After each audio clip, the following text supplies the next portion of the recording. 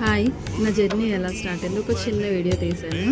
అయితే ఒక ఫార్మాలో ఎండ్లెస్ నుంచి ఒక ఉమెన్ ఎంటర్‌ప్రెన్యూర్‌గా ఎలా స్టార్ట్ అయింది, ఎక్కడి వరకు వస్తుంది అని తెలియదు. కానీ ఇప్పుడు కంటిన్యూ అవుతుంది. నా వీడియోస్ నచ్చితే ప్లీజ్ సబ్స్క్రైబ్.